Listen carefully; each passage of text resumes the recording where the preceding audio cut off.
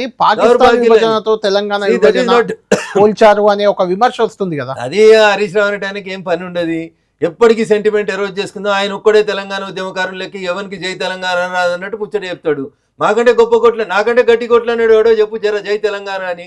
78 కేసులు ఉన్నాయన్న మా మీద. అంత మిగతా తర్వాత అధికారం కోసం వచ్చిన వాళ్ళు వాళ్ళ గురించి మాట్లాడతారు మీరు. ఎవడన్నా జై తెలంగాణ అన్నోడు తెలంగాణ క్యాబినెట్లు ఉన్నోళ్ళు ఎవరున్నారు? దానం నాగేందర్లు, సవితా ఇంద్రారెడ్డిలు, గీవిల్లా అన్న జై తెలంగాణ అన్నోళ్ళు. మాకంటే గొప్పగా తెలంగాణ అన్నారా? మేము తెలంగాణ అన్నప్పుడు దెబ్బలు పడ్డాం. అధికారంలోకి వచ్చినాక మళ్ళీ ఎవరైతే తెలంగాణను వ్యతిరేకించారో విధవలు మూర్ఖులు అట్లాంటి వాళ్ళతో మళ్ళీ మాకే ఇబ్బందులు వచ్చినాయి.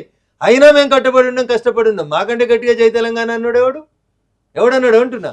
ఎవరో ఏదో సెంటిమెంట్ నెరవేర్ చేస్తామంటే కుదరదన్న.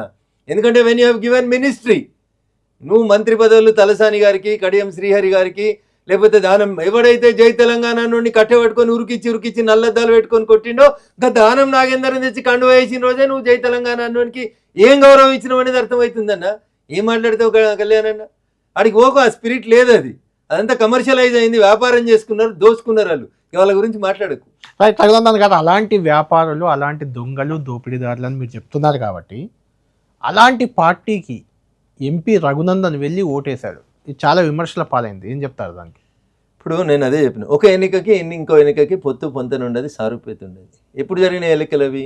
మున్సిపల్ ఎన్నికలలో మున్సిపల్ చైర్మన్ ఎన్నిక కోసం రఘునందన్ రావు పోయి ఓటేసారు, బీఆర్ఎస్ కోటేశారు. అదే నేను చెప్తా వినరు. తెలుగులోనే ఇక్కడ ఒక ఎంపీ, అక్కడ ఒక ఎమ్మెల్యే, తెలుగులోనే హరీష్, తెలుగులోనే చెప్తాను విను. ఎందుకు మీడియాకి అంత అత్యుత్సాహం నాకు తెలియదు. తెలుగు మీడియాకి రఘునందన్ రావు దొరికితే కోడిగుడ్డు మీద ఈకలు వీకినట్టు వీకాలే, రఘునందన్ రావు టార్గెట్ చేయాలని ప్రతిపక్షాలకు ఉందంటే ఒక మీనింగ్ ఉంటుంది. మీడియా కూడా అత్యుత్సాహం అంటున్నా. చెప్పేది వినాలే కదా. ఏమైందన్న వివరణ అడగాలి కదా.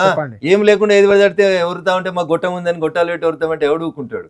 పోయి నాతోటికి నడవదు కదా పంచాయతీ. ఇస్నాపూర్ మున్సిపాలిటీకి జరిగిన మున్సిపల్ చైర్మన్ ఎన్నికలలో రఘునందన్ రావు పోయి ఓటేసిండు. టీఆర్ఎస్ పార్టీ మున్సిపల్ చైర్మన్ అభ్యర్థికి ఓటేసిండు. ఎదురుగా కాంగ్రెస్కి వెళ్ళి మున్సిపల్ చైర్మన్ అభ్యర్థికి పోటీ చేస్తుంది ఎవరు? ఎవరికైనా తెలుసా మీడియాకి? నీలమ్మధు భార్య. నీలమ్మధు ఎవరు? మీ పైన పోటీ చేసిన కాంగ్రెస్ పార్టీ నుంచి ఎంపీగా నా మీద పోటీ చేసినటువంటి అభ్యర్థి. ఎవరికి వేయాలి మరి? నా ముందు ఆప్షన్ ఏముంటది? నీలమ్మధు కేసరావాలనా? వేయకుండా ఉండొచ్చు కదా దూరంగా, సపరేట్ కూరుకోను. కానీ ఎవరికి వేయాలి అంటున్నా.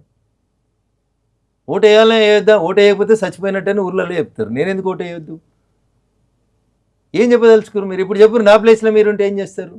బీసీకి వ్యతిరేకంగా వేసింది నీలమ్మధుకి. నేను వేసిన అమ్మాయి కూడా బీసీ. అది కూడా ఒక చర్చ జరిగింది. నేను అందుకనే చెప్తా ఉన్నా, మీకు ఏం తెలియదు కాబట్టి అన్ని చర్చలు నేనే ఓపెన్ చేసిపోతా ఉన్నా కదా.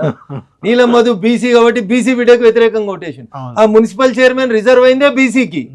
నీలమ్మధు గారు శ్రీమతికి వేయకపోతే ఇంకో అమ్మాయికి వేస్తే ఆ అమ్మాయి కూడా బీసీఏ.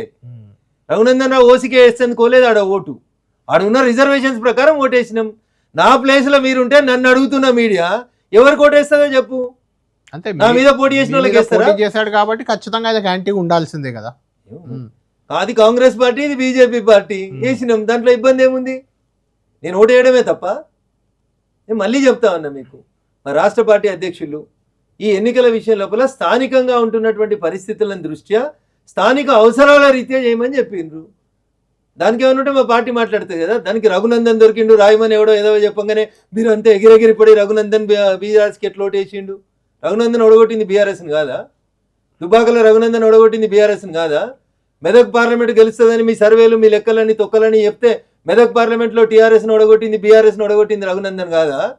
రఘునందన్కున్న కమిట్మెంట్లో 1% కూడా లేదు. నా ఈ పట్టుకునేటోళ్ళకి, ఆ రాసేటోళ్ళకి, ఆ మాట్లాడేటువంటి ఎదాలకు కూడా లేదు. This is my commitment. అంటే రఘునందన్ జనరల్ గా బీజేపీలోనే కొంతమంది టార్గెట్ చేస్తుంటారు కదా, అలాంటి టార్గెట్ అవ్వడానికి ఒక అవకాశం ఇచ్చారు కదా మీరు. రఘునందన్ కి కుల బలం లేదు, రఘునందన్ కి ధన బలం లేదు. రఘునందన్ కార్యకర్తల కోసం ఉంటాడు, రఘునందన్ ప్రజల కోసం ఉంటాడు, రఘునందన్ ఉన్నదిన్నట్టే మాట్లాడతాడు. సో ఉన్నదిన్నట్టు మాట్లాడినోనికి ఊరందరు శత్రువులు ఉంటారు. దాంట్లో కళ్యాణ్ శత్రువు ఉంటాడు, ఇంకోటి ఆయన ఉంటాడు, ఇంకోటి ఆయన ఉంటాడు. దానికి నేనేం చేస్తా? ఎవరికో సరెండర్ కావాల్సిన అవసరం నాకేముంది? అంత సరెండర్ అయ్యేటోని ఉంటే నేను ఉప ఎన్నికలు గెలిచిన తర్వాత నన్ను 100 కేసులు పెట్టి సతాయిస్తే కూడా నేను ఎన్నడూ తల వంచలే.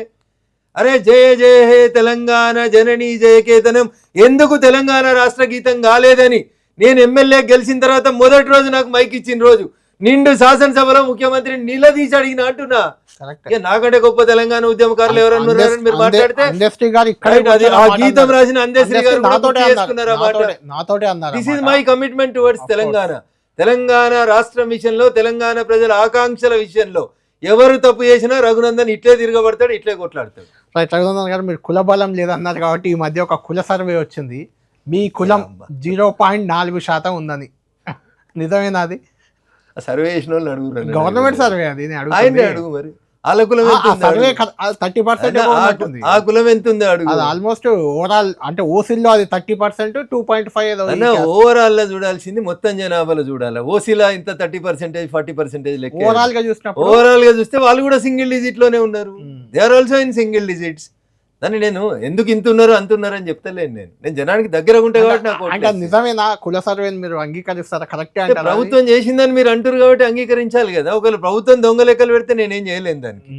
మేము ప్రభుత్వంలోకి వచ్చినాక ఉన్నట్టు ప్రకటించేస్తాం. మీరు కూడా జనగణన కులగణన అన్ని చేస్తున్నాం కాబట్టి తప్పకుండా ప్రకటిస్తాం. అంటే ఈ కుల సర్వేని ఇప్పుడే రిలీజ్ చేయడం జనగణనపై ప్రభావం చూపేందుకని ఒక చర్చ, దానిపై ఆ కులగణనకు దీని ఇంపాక్ట్ ఏమైనా ఉంటుందా దానికి? నిండుకుండా తొనకదన్న. Empty vessels makes much noise. ఈ దేశంలో కాంగ్రెస్ అంతరించిపోతుంది. ఢిల్లీలో నాయకత్వం లేదు. ఉన్న అధ్యక్షునికి లేవరాదు, లేస్తే కూర్చోరాదు. రకరకాలైనటువంటి అవస్థలు.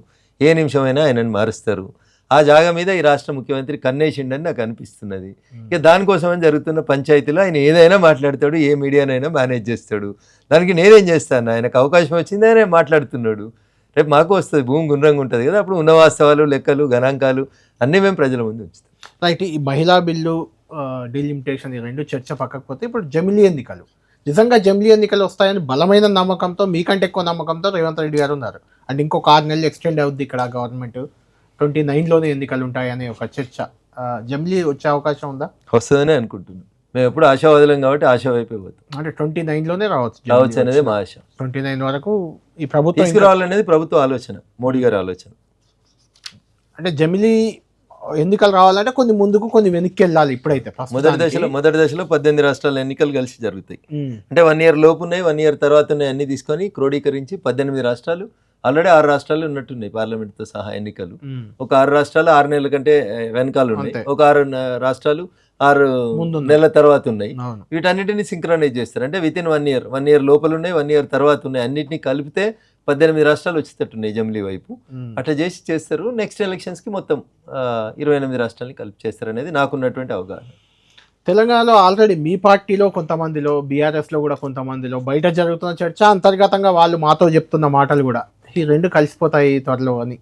బీజేపీ, భారతీయ జనతా పార్టీ ఎదుగుదలను ఆపేందుకు, టీఆర్ఎస్ పార్టీలోంచి క్యాడర్ జారిపోకుండా ఉండడానికి, నాయకులు జారిపోకుండా ఉండడానికి, టీఆర్ఎస్లో ఉన్నటువంటి ఒకరిద్దరు నాయకులు వాళ్ళకు అనుకూలంగా ఉన్నటువంటి మీడియాలో రాయిస్తున్నటువంటి వార్తలు తప్ప భారతీయ జనతా పార్టీకి బీఆర్ఎస్తో ఎలాంటి పొంతన యాజ్ ఆన్ టుడే లేదు. భవిష్యత్తులో కూడా ఉండదని నేను నమ్ముతున్నాను.